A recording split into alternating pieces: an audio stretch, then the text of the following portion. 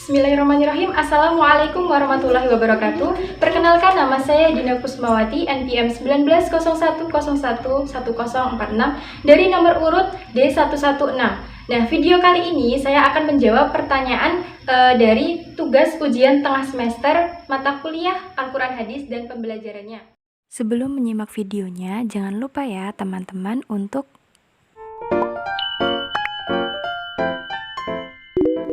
langsung saja, mari kita simak. Pertanyaan pertama yaitu, bagaimana konsep merdeka belajar dan pendidikan 4.0? Konsep merdeka belajar sangatlah berbeda dengan kurikulum yang pernah ada dan digunakan oleh pendidikan formal di Indonesia. Konsep pendidikan baru ini sangat memperhitungkan kemampuan dan keunikan kognitif individu para siswa. Garis besar dari konsep ini yaitu asesmen kompetensi minimum. Perbedaan konsep pendidikan baru ini dengan kurikulum yang digunakan sebelumnya adalah siswa diharapkan mampu menunjukkan kemampuan minimum dalam hal literasi dan numerik.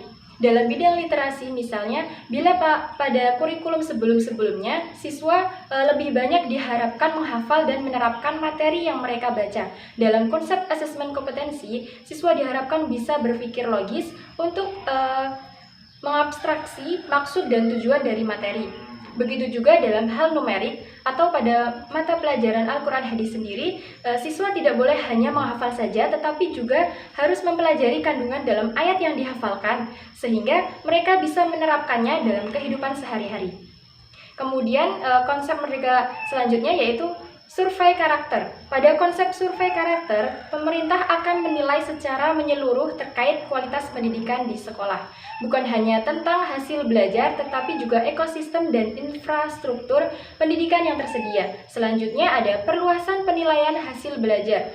Satu hal paling menarik dalam konsep merdeka belajar ini adalah adanya perluasan penilaian hasil belajar siswa yang tadinya hanya dari nilai ujian nasional menjadi penugasan dan portofolio.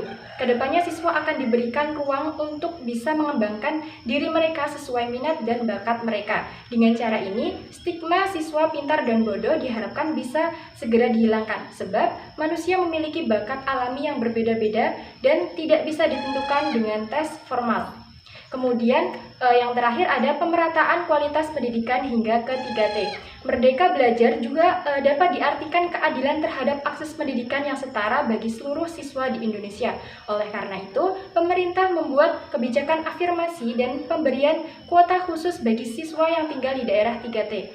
Industri 4.0 adalah momen penting dalam pemerataan kualitas pendidikan di Indonesia. Sebab pada tahun 2030 nanti akan menjadi puncak dari bonus demografi Indonesia dengan sekitar 64% pendidikan adalah angkatan kerja. Pertanyaan kedua yaitu, apa rancangan perencanaan pembelajaran Al-Quran Hadis dan pembelajarannya yang Anda miliki dalam menyambut era pendidikan 4.0 ini? Keberhasilan peserta didik dalam pembelajaran menjadi tujuan utama. Sebelum memulai kegiatan, setiap orang pasti memiliki perencanaan. Hal itu karena dengan perencanaan, kegiatan yang akan dilakukan oleh seseorang akan berjalan dengan baik. Tanpa perencanaan, kegiatan yang harusnya dapat dilakukan dengan baik dapat berubah menjadi berantakan karena kita tidak memiliki gambaran dan manajemen tentang kegiatan yang akan dilakukan. Melalui perencanaan yang maksimal, seorang guru dapat menentukan strategi apa yang digunakan agar tujuan pembelajaran dapat tercapai dengan baik. Rancangan perencanaan pembelajaran merupakan salah satu perangkat pembelajaran pokok yang harus dibuat oleh seorang guru. Rancangan perencanaan pembelajaran pada era pendidikan 4.0 bisa menggunakan rancangan perencanaan pembelajaran digital. Rancangan perencanaan pembelajaran digital merupakan salah satu wujud pengembangan diri guru dalam menghadapi pembelajaran di era pendidikan 4.0. Rancangan perencanaan pembelajaran digital pada prinsipnya serupa dengan rancangan perencanaan pembelajaran manual. Ia juga menjabarkan kompetensi dasar atau KD, indikator pencapaian kompetensi dan langkah-langkah pembelajarannya. Pertanyaan ketiga, bagaimana strategi pembelajaran Al-Quran Hadis dan pembelajarannya dalam menghadapi tantangan era pendidikan 4.0? Penggunaan strategi pembelajaran harus disesuaikan dengan karakteristik dari masing-masing peserta didik. Nah, strategi pembelajaran Al-Quran Hadis dan pembelajarannya dalam menghadapi tantangan era pendidikan 4.0 ini diantaranya yaitu yang pertama ada guru memberikan pembelajaran dengan blended learning. Blended learning yaitu strategi pembelajaran yang memadukan sistem pendidikan tradisional dan modern. Blended learning adalah solusi pendidikan Islam, tentu dengan modifikasi hal tertentu yang memihak kepada khasanah pendidikan Islam yang telah lama hidup dan berkembang di masyarakat. Kemudian yang selanjutnya ada peserta didik diberikan tugas untuk menyelesaikan suatu permasalahan dengan mencari solusi di web-web yang berisi konten pendidikan agama Islam yang sudah terpercaya kebenarannya. Kemudian dalam pengumpulan tugas, peserta didik mengirimkannya tugas tersebut melalui email.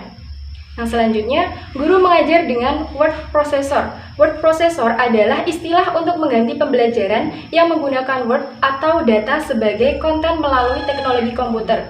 Word processor menggunakan banyak aplikasi Word di dalamnya, terutama aplikasi yang dimiliki Microsoft seperti Microsoft Word, Microsoft PowerPoint, dan Microsoft Access. Yang selanjutnya, guru menggunakan strategi pembelajaran web-based learning. Web-based learning yaitu salah satu jenis pembelajaran yang bisa digunakan dalam computer-based instruction atau computer-assisted instruction. Dan yang terakhir yaitu guru melakukan pembelajaran dengan sistem online, yaitu dengan memantau aktivitas dan memberikan arahan kegiatan positif kepada peserta didik di sosial media, sehingga peserta didik dapat merasakan manfaat positif dari kemajuan teknologi yang begitu pesat dan dapat mengurangi pengaruh negatif dari canggihan teknologi tersebut. Pertanyaan selanjutnya, bagaimana pengembangan media pembelajaran Al-Quran Hadis dan pembelajarannya yang sesuai dengan era pendidikan 4.0? Media pembelajaran merupakan salah satu hal yang penting untuk dikembangkan terutama di era pendidikan 4.0. Digitalisasi yang semakin berkembang membuat beberapa perubahan pada penggunaan media dari yang manual kepada yang digital. Hal ini dikarenakan kita sudah berada di era revolusi industri 4.0 sehingga pendidikan juga harus mengikuti perkembangannya yang dapat menciptakan output berupa sumber daya manusia yang berkualitas yang memiliki keterampilan yang memadai. Berkembangnya era 4.0 adalah momentum bagi guru agar proses pembelajaran hendaknya dapat meningkatkan kualitas kompetensi pribadi dan peserta didik. Pemanfaatan teknologi berupa alat-alat canggih masa sekarang diimbangi dengan kemampuan melakukan metode efisien yang tertata dengan baik dalam mengenyam pendidikan sebagai upaya transferisasi ilmu. Dalam hal ini, guru cenderung akan memanfaatkan alat-alat ataupun media teknologi yang mereka anggap dapat membantu dalam proses pembelajaran, sehingga perlu menjadi perhatian bagi para pengembang teknologi pembelajaran. Adanya perkembangan yang pesat terkait era revolusi industri 4.0 mengakibatkan banyak bermunculan inovasi media pembelajaran, seperti media komunikasi elektronik berupa handphone, televisi, radio, dan lain sebagainya yang berhasil menembus batas geografi, sosial, dan politis secara intens. Dalam perspektif Al-Quran Hadis dan pembelajarannya terkait dengan perkembangan media pembelajaran di era 4.0, media yang lebih relevan yaitu media audio visual dan audio visual. Ini karena akan lebih menarik untuk peserta didik dalam proses pembelajaran. Media pembelajaran di era 4.0 ini dapat dilakukan dengan melihat kemudahan penggunaan dan kebutuhan media tersebut. Misalnya dalam pembelajaran di kelas di era 4.0 ini tidak hanya menggunakan media pembelajaran sebatas papan tulis saja, tetapi sudah bisa menggunakan media pembelajaran yang beragam. Salah satunya memanfaatkan media pembelajaran PowerPoint atau lebih dikenal dengan sebutan PPT. Dengan ini guru pun dituntut untuk bisa lebih kreatif dalam melakukan interaksi dengan siswa serta menggunakan cara penyajian yang beragam. Selain itu, media pembelajaran di era pendidikan 4.0 merupakan pembelajaran yang memanfaatkan kemajuan teknologi yang ada di masa sekarang, di mana semua dikerjakan melalui digital. Nah, dengan media pembelajaran yang telah memadai, seorang pendidik dapat memanfaatkan media yang ada seperti Android yang telah dimiliki oleh para siswa sehingga dapat membuat kelas online untuk berdiskusi, contohnya melalui e-learning dan lain sebagainya. Adapun contoh media pembelajaran yang saya ambil dalam bentuk gambar, di mana foto tersebut menjelaskan bahwasannya sedang menampilkan PPT yang digunakan dalam kegiatan pembelajaran. Kemudian gambar selanjutnya dapat dijelaskan bahwasannya pemanfaatan media laptop dapat membuat kelas online untuk berdiskusi melalui e-learning.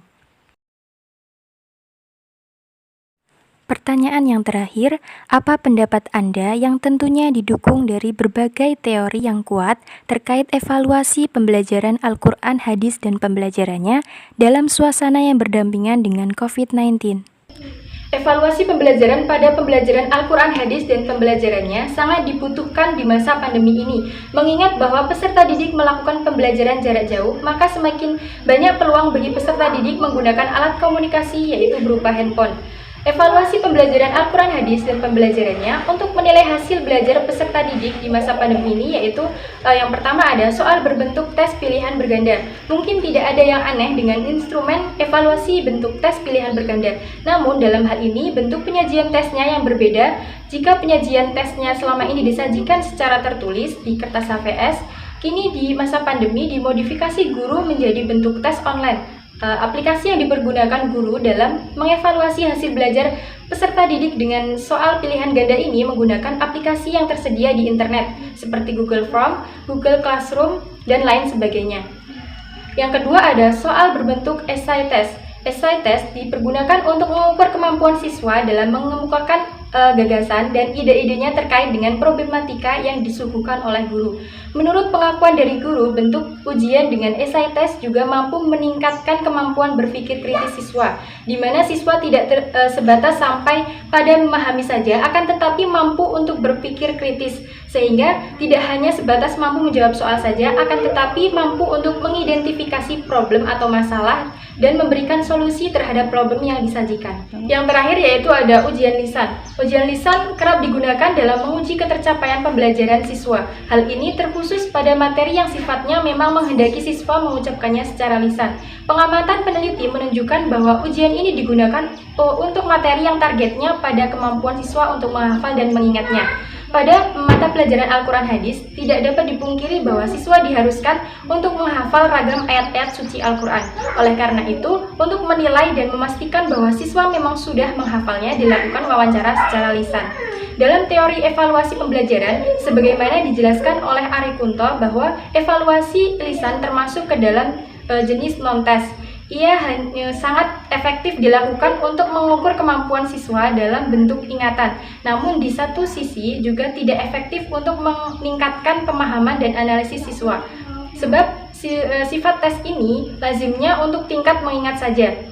Nah, aplikasi yang dipergunakan guru dalam mengevaluasi hasil belajar peserta didik dengan ujian lisan ini biasanya menggunakan aplikasi WhatsApp, yaitu melalui video call, dan ada aplikasi Zoom, ada aplikasi Google Meet, dan lain sebagainya. Sekian pemaparan dari saya. Apabila ada salah kata, saya mohon maaf. Saya akhiri, wabillahi taufiq walhidayah.